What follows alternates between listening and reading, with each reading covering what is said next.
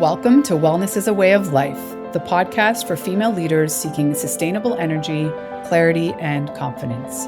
I'm Megan Swan, your guide on a journey to mastering wellness as an integrated part of your life. Let's explore personalized wellness strategies that truly resonate with who you are. Welcome back to the podcast.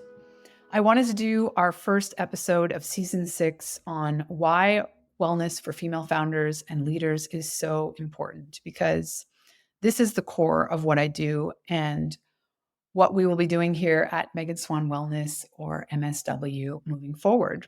We support female founders in the process of scaling their business who need to optimize their energy, their ability to consistently take action and stay laser focused on their mission. The startup culture, as you may or may not know, is intense. It's all about fundraising, cycles, the whole process to get from ideation to seed rounds to exit. And it is a long, long road, a marathon, not a sprint, although it seems to be or feels like a series of sprints that you're going through. I am deeply passionate to help other female founders scale their business sustainably. And I'm also have a deep understanding that an investment in your well-being is an investment in your business, not only from my own personal experience, but from working with my clients. And female founders trend towards building businesses with social impact that track multiple types of currency as a metric for success. This is my purpose, to support other women in building their dream impact. I invest my time, energy, knowledge, know-how, passion, compassion, empathy into them.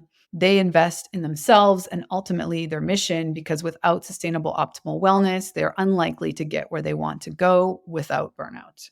That's just the reality of the game and the current landscape, which I understand deeply. We women have to be scrappy, determined, and wise with our energy in order to get where we want to go while feeling great. Some of you may already know my story to some degree. The part I wanted to highlight here is how game-changing it was for me to quit alcohol.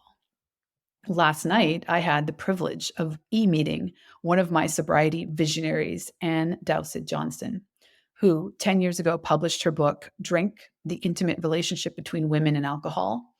This book was a game changer in the quit lit space.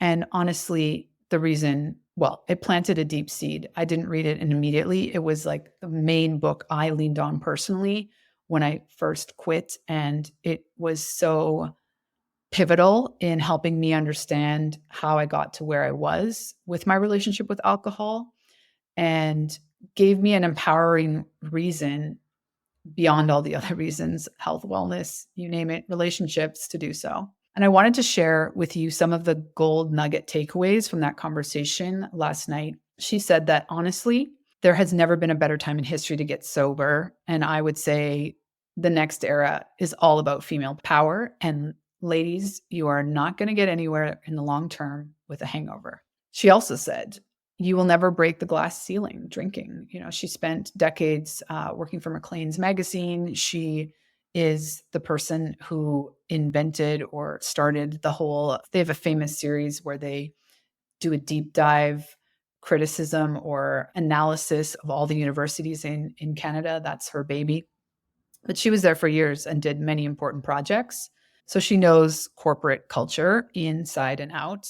She also said, and if you stop drinking, trust me, time will surprise you. So she was sharing with us how at 70 plus, she's gone back to a US Ivy League university to do her PhD, and she's now practicing as a psychotherapist at 76. So collapsing time is what I think of when I think of how much my life has changed and what I've accomplished in shifting my relationship with alcohol now 6 years ago. It felt like this perfectly aligned circle moment that just as I'm getting settled back into my hometown here in Calgary, Alberta, I was presented with an opportunity to express my deep, deep gratitude to her personally, virtually face to face, and tell her how impactful her book was on my journey.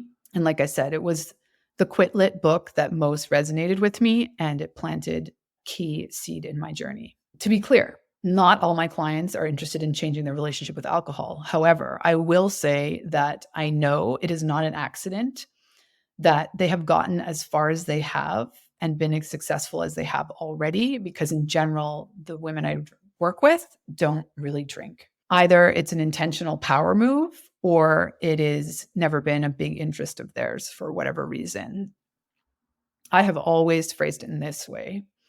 We are going to look at all the ways and things you consume and see which might be affecting you in ways that you hadn't considered. So I talk about changing potentially our relationship with all everyday toxins. So that to me would include sugar, caffeine, alcohol, processed animal products, dairy, everyday toxins that are in your environment or that you're putting on your skin, your skincare, your beauty products, your makeup, allergens, cleaning products. Like there's just so much going on that's impacting our health and wellness in ways that we are not aware. And women have been intentionally kept in the dark. Well, society at large, but we all know that it is women who are making the majority of purchasing decisions in the household for the products that go into the home and that we're all being exposed to. We're all being mass marketed, and this is an idea that we're being mass marketed, that we need a substance outside of ourselves to improve ourselves. We're not good enough without a given substance. I'm talking about all the substances that you may be using to improve yourself, or in the case of alcohol specifically, that you use to quote unquote decompress. And for sure, we all need tools to decompress, but a substance outside of ourselves is not the answer. It is not a sustainable long-term promoting your longevity answer. Simple joys and pleasures of nature, sunsets, a good read, a chat with a friend, a bubble bath, Zen zone hot shower, as I like to refer to them, a walk, a swim, 2 minutes of silence, an amazing salad, a bit of mindless TV maybe, or a weekend hike offline are game-changing for women who are desperately needing to decompress in a way that actually serves them. So yeah, you can see I can get really worked up about one or any everyday toxins that are disproportionately affecting women and our children in ways the big industry does not want us to understand. I am deeply passionate about helping female founders who are focused in these areas, such as the future of work, the future of education, femtech, health tech, you name it, all the types of businesses that women are starting in order to make our world a better place, a less toxic place, and they're doing it sustainably. This requires instilling in them an understanding that their well-being is an investment in their business. Female-led companies trend toward having social impact as a core value. Women supporting women is what it's all about. As a mother and as a wellness leader, I am committed to doing what I can. And I am so, so excited, honored, and inspired by other women who already are doing this work, whether I'm supporting them personally with their wellness or not. And I'm extremely optimistic that the world will be a better place when there is more capital in the hands of women. Little side note as well is that I have just started my journey into impact angel investing. So once in a while, I'm just dabbling at this point. I am literally investing in my clients' companies. So my impact is arguably at least threefold. Angel investing is so exciting because it will help more women have an opportunity to build their visions for the future of women's health, women's wealth, and the future of work and education for the next generations. Big changes are on the horizon as more and more women have access to financial literacy and the ability to invest in a better vision for our world. Being deeply involved in the wellness space, I am particularly interested in femtech, but I also believe that financial wellness, education, and work flexibility are all very impactful in wellness optimization. Physical, mental, emotional, and even spiritual wellness can take greater hold when we have more influence in decisions being made that impact us, our families, our communities, and the environments that nurture us. My superpower is connecting the dots for women to find a less is more approach to wellness as a way of life. And ultimately, I think of it as holistic success coaching, if you will. More than 40 women have experienced life-changing results after working with me. And my corporate clients tell me they can't live without our biweekly group wellness check-ins. And you may not know, but I have a background in fundraising for non-for-profits, a passion for human rights, identity issues and multiculturalism, global change and global politics.